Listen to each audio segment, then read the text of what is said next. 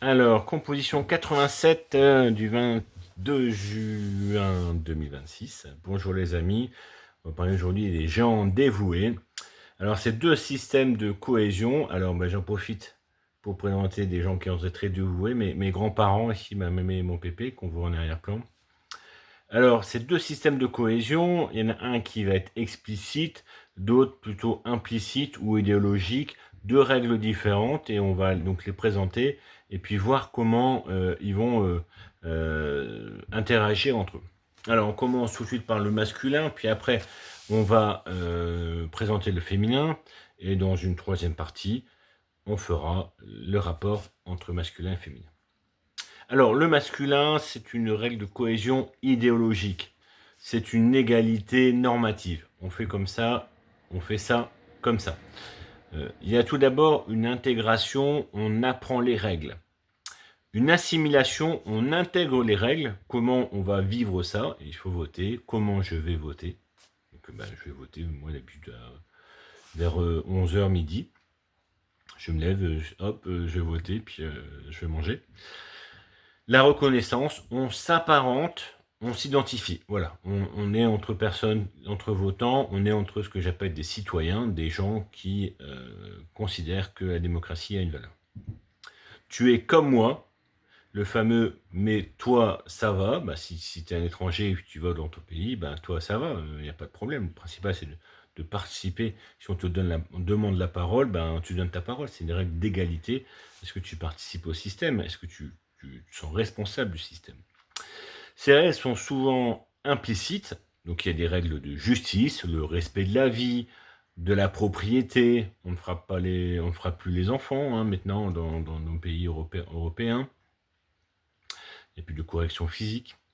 Il y a aussi des règles sociales, la politesse, les procédures à suivre, comment on fait pour monter tel dossier, les règles d'appartenance. Il faut se souvenir à ses besoins, se loger, se nourrir, se protéger. Si la personne qui subvient à ses besoins vend la drogue, il est rejeté par une grande partie de la société. Pareil pour la prostitution. Voire plus si, par exemple, on a des règles, par exemple, de chasteté avant le mariage, des règles d'investissement auprès des œuvres de bienfaisance, des règles de culture, de savoir parler, par exemple, le fameux « tu sais jouer au Trivial Poursuite ». Trivial Poursuite, c'est pour voir un peu ton niveau de culture, l'opéra, l'histoire, la géographie. Donc, c'est une cohésion idéologique. Alors, en face, on va avoir un féminin, dans cette deuxième partie, on va voir les règles de cohésion explicite, c'est-à-dire par compromis ou par contrat. Si je fais ça pour toi, alors tu fais ça pour moi. Moi, il y a une forme d'équité dans l'effort. Ça me va? Ça te va? Alors on est bon.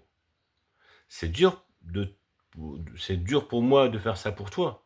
Alors, ça doit être dur de toi pour faire ça pour moi. Ou il y a un déséquilibre. On intègre des asymétries par rapport aux enfants, par rapport aux vieillards. On accepte les imperfections. Je te nourris, mais toi, tu essaies de ne pas baver. On voit la personne âgée avec la serviette qui fait bien attention de ne pas baver, ou l'enfant qui évite d'éclater de rire avec la nourriture dans la bouche. On ajuste les règles aux vivants. Tout le monde fait sa vaisselle, sauf mamie, bien sûr. On préverbe le lien avant la pureté. Tu rentres avant minuit, mais si au pire tu passes un coup de fil, tu m'appelles. Là, on voit que le lien passe avant la règle. C'est pas tu rentres à minuit ou c'est terrible, non. Tu rentres à minuit et au pire, tu m'appelles pour voir. Alors, on voit dans cette troisième partie les relations de genre. Quand le masculin a lieu avec un féminin défaillant, ici on a un couple, enfin il parle d'eux comme ça. Lui, c'est un peu le justicier et elle la victime. La victime a sauvé, il doit la sauver de ses dettes, il doit la sauver de ses amants, il doit la sauver de ses amis, il doit la sauver de sa famille. Il est cocu ou trahi dans ses plus profonds secrets. Elle dévoile ses tares à la pause du café à 10h. elle le pousse à se durcir, tu devrais pas te laisser faire, mais pose tout de suite une exception pour elle. On voit clairement que là, le féminin dysfonctionne et comment le masculin, même s'il essaie de compenser, il n'y arrive pas. Alors, ici, le féminin va, dans le couple suivant, le féminin va fonctionner, mais le masculin ne va pas fonctionner. Ici, et je pense que tout le monde l'a déjà vu, c'est un peu le kéké bourré de fin de soirée, dont la copine le défend. Bon, c'est un peu un comble, c'est la nana qui vient défendre son mec. Alors, c'est de la drogue, c'est les jeux d'argent, possession, il n'a ni dignité, ni remords. Bon, il fait des trucs, puis après, pourquoi tu as fait ça, tu avais envie, ou machin. Elle se sent utile en le sauvant encore et encore. C'est-à-dire que, encore, ah mais la prochaine fois, tu feras pas comme ça. Ah, je te dis, je le ferai pas, ok. La prochaine fois, il recommence. Ah, la prochaine fois, et en fait, elle reste tout le temps dans ce côté-là, d'équilibrer, toujours essayer d'équilibrer les bêtises de son mec, quoi. Alors, quand les deux dysfonctionnent ici, toxicomanes, marginaux, même l'hygiène n'y est pas. C'est des nanas que l'on plaint, on se dit, oh, la nana, elle a pas de bol. Mais quand on voit le mec à côté, on se dit, en fait, ils vont bien ensemble. Ils galèrent, mais pas réellement à chercher à aller mieux. Ils sont dans une sorte de médiocrité, ils se débattent là-dedans. Et ce qui est marquant, c'est que ils restent sans cesse dans cette médiocrité. Ça bricole, ça gère des problèmes de petits délinquants où on va squatter, où on va laisser de collecter de la bouffe. Des fois, on se demande même s'ils courent pas après leurs problèmes, hein. Même si des fois, ils arrivent à tomber sur quelqu'un qui essaie de les aider, ils vont claquer la porte de cette personne-là pour aller se foutre dans des trucs où c'est réellement c'est pire, quoi. Alors quand les deux fonctionnent ici, quand le masculin et le féminin fonctionnent, quand les deux systèmes de cohésion arrivent à s'articuler, ces gens-là, c'est un peu le cœur battant d'entreprises, d'associations, de quartiers.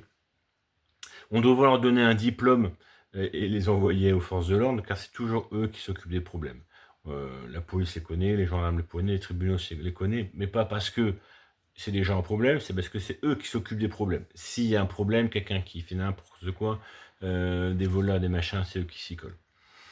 Ils font beaucoup de choses qui demandent énormément de temps, qui sont essentielles mais qui ne sont pas valorisées. L'accueil, ceux qui vont s'occuper des stagiaires, le nettoyage, la logistique. Bon, c'est toujours des énormes trucs qui sont très chronophages. Et bon, le stagiaire, il est parti. Ouais, il y a eu un stagiaire. On revoit, le stagiaire n'est plus là. C'était bien, ouais, c'était bien. Puis terminé, en fait. Ça a rien. Lui, ça lui a rapporté, mais que dalle, hein. C'était du travail en plus. Ça lui a coûté 10-15 heures de plus de boulot parce que il devait rattraper le temps qu'il passait avec sa stagiaire. Et à côté, il était pareil, il était payé pareil pour tout le monde, hein. C'est pas à son bilan d'année, on va dire, c'est bien, tu t'es occupé de la stagiaire. Ah non, t'as eu du bol, hein, t'as filé la stagiaire. Ouais. Et donc, c'est des gens qui sont toujours en action, mais disponibles pour discuter. C'est un peu une grande caractéristique, cette souplesse, cette ouverture aux autres. Et malheureusement, c'est des gens que l'on voit de moins en moins avec leur système. Alors, je sais pas, c'est l'événement du tout argent, où il faut tout faire pour gagner de l'argent et que ça disparaît. Est-ce que c'est une interprétation propre? Mais moi, j'ai l'impression de moins le voir, avec ces questions d'horaire, on finit à 17h, on finit à 18h. Alors bien sûr, d'un côté, il y a des chefs qui abusent et c'est honteux, mais il y a de l'autre, ces personnes-là ont transformé leur entreprise, ont transformé leur association en un lieu de vie, et donc comme ils y vivent, souvent ils adaptent un peu ce lieu de vie à leurs contraintes. Par exemple, ils ramènent leurs gosses au boulot, ou ils se permettent de taper une petite sieste dans le local de foot en attendant le prochain match, des choses comme ça. Mais c'est parce qu'en fait, ils sont tellement dans l'association que 20 minutes de sieste par rapport aux 10 heures qu'ils vont faire cette semaine, c'est pas grand-chose, quoi. Donc voilà, alors c'est des gens qui sont très dévoués. J'en profite pour les remercier pour tout ce qu'ils font pour nous. Et je pense que la société fonctionne beaucoup grâce à des gens comme ça. Allez, bonne continuation et puis à très bientôt. Au revoir.